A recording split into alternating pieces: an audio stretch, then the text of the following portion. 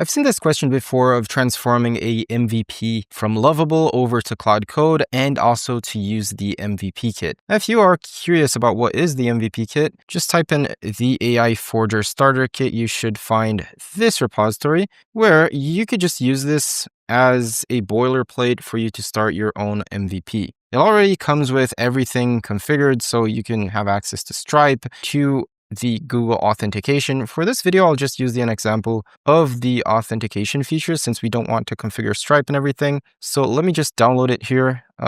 This will be extracted. And now to open it up, let me use the terminal, cd into downloads, code, space dot. Now let me close this and let's start project. Now, the thing about using this starter kit is that you have to imagine it like the entire scroll. It has the core features for the project. So in here, you have authentication, you have the Stripe setup, you have ShadCN all configured, the components, everything for you to build your MVP. The problem is if you build something inside of Lovable, so let's say this is your Lovable app, what you'll have to do is pull your project inside of this main repository, not the reverse. So some people try to make the starter kit work inside of the project, thinking, well, my main features are what I created inside of Lovable. But no, it's actually in this sense. So that is why I first started the starter kit here. Before I move on with the GitHub part, and I'll actually build something, build a really minimal thing. But before I start with that, let me actually try to spin up this project. You'll have an example.m file where you can copy it, then create your own .m file, paste that in there. Next auth secret, just place anything. For the Google client ID, we'll have to go over to console.cloud.google.com. In here, you'll have to create your own project. So example, project, create. As soon as you're inside of that project, just hit get started, place in your app name, example project, user support email, external. Now for the email, let's use this.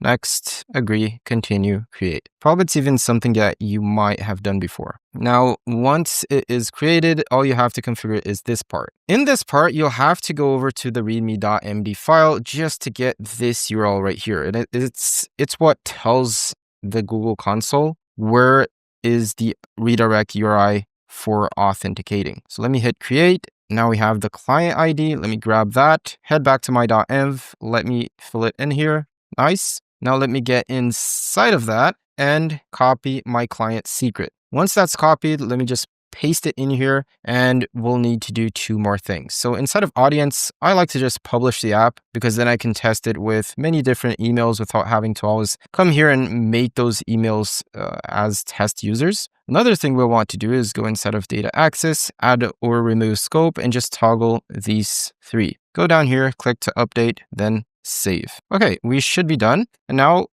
npm -i to install all of the packages for that given project. Let's take a look at all the environment variables, see if all of them are filled in. And we'll also have to actually start that database. So let me copy that, come down here and actually change its name. So example project, and also down here and also up here. As soon as I grab this, I can just paste it in the terminal, hit enter. It didn't work because probably there's something already running. So let me stop that. And now the example project was installed, but just didn't start. So just click to start and it should be running just fine. I don't think we're going to use Redis, so let's not mind that for now. Well, let's clear up the terminal and npm run dev to check if everything was installed correctly.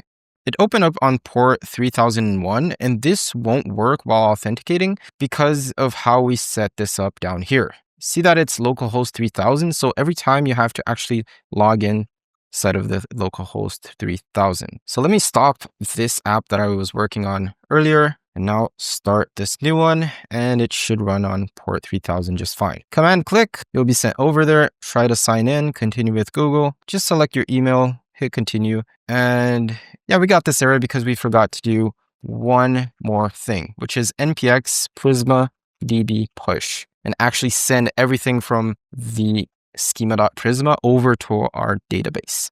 So now npm run dev. As soon as that starts up, let's try again. And it's logged in successfully. Inside of that dashboard, you can see this for the free content. It just shows this free content page just for structure purpose. Okay, now that we're done with the main part, let's actually build something like a minimal thing inside of Lovable. And by the way, the more tools, third-party apps that you use, like Supabase, for example, then the harder this integration will be. But that is kind of up to Claude Code, but it is kind of essential that you understand like what's going on and really provide instructions to the LLM so that it could build everything correctly. So that's why I usually tell people to just ignore Lovable. I know that it's easier, it seems easier at first, but you can do exactly the same thing by directly using Claude Code. But if you're watching this video, you probably just went with Lovable, you liked what you built there, and you just want to send it over to a better place so that you have more control over what's happening.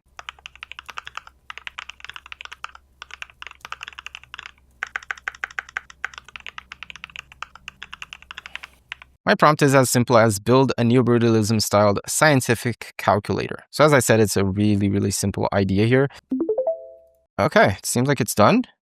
Let's try to visit that page. Okay, that's the calculator. Right, so now, if you want to send this over to your own project, and again, if you have a bunch of different things hooked up, if you have Supabase, Stripe, and everything, you'll have to go back and forth many times with Claude Code to get everything configured. What I'll do here is nearly the same process, which is first, click to sync your project to GitHub.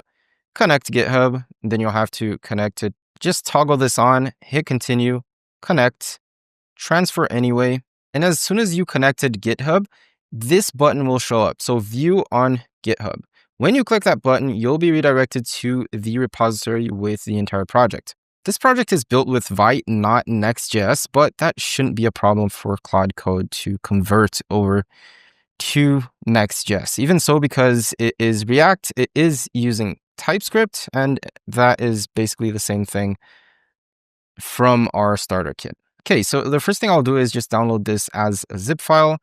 Let me just click on it to extract. And now with the project open on the side, let me just drag that folder in there. Maybe I don't want it inside of a folder, so let me drag it outside. The entire repository is listed here. Since I don't want this file to be committed, I'll add it to the git ignore. So calc brutal main.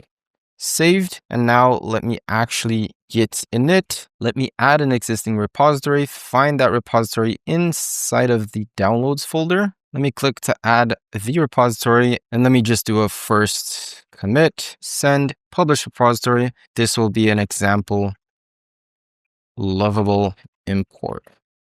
Nice. So once that's done, we have now the entire context of the app that you built inside of Lovable so that Claude Code can convert everything that it generated over to our own app. Now my prompt will just give it the context of what I need to be generated.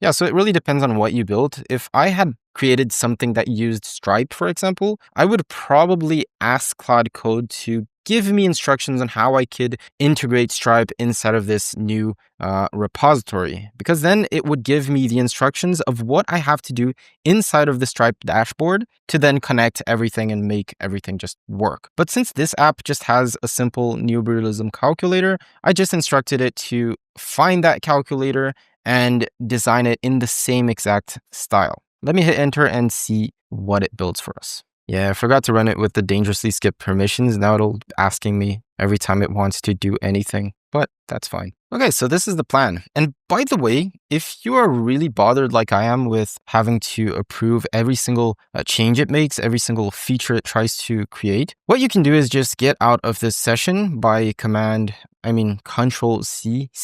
Now you can run that again with the flag. So dangerously skip permissions and -R, because now the same session will start. Actually, you have to select that and then the same session, but now it just skips the permission request. Okay, so it now planned everything. The more things you have inside of your Lovable app, the more you have to read through this and check if everything is correct. In a past video I made, I went through all of these settings, all of this plan for like half an hour just to ensure that it was planning the right things that it should actually build. So take some time with this. It'll be really important. It's better than having it implemented and then having it plan again and then implement again and doing that back and forth. It's just faster if you make sure that this planning is well done. So now let me go on and tell it to proceed. By the way, while everything is being built, especially if you're taking this more towards like the vibe coding route, not really agentic coding, try to learn with the AI. Check what it's doing, like read these messages and then try to look at the code and really understand what it changed, where it changed it. So for example, if you look at the app layout, that is where the main things happen. So if it needs to add a font, that's where it's going to insert it. But apparently like here, it inserted a new font and didn't really remove the previous ones. Maybe you'll want to use those previous ones. Maybe you'll want it to delete them, but yeah, that's just really a rough example. Okay, it seems like it's done. Let's go over to that project and see if it actually succeeded and created what we needed. We got this error, no problem. Just restart the dev server and refresh the page. Nice. So scrolling down here, you'll notice that it didn't really remove that kind of a landing page, but it added our component exactly like it was generated over at Lovable in the same exact way. Maybe the colors are a bit darker, but that just takes a few more prompting to get it right.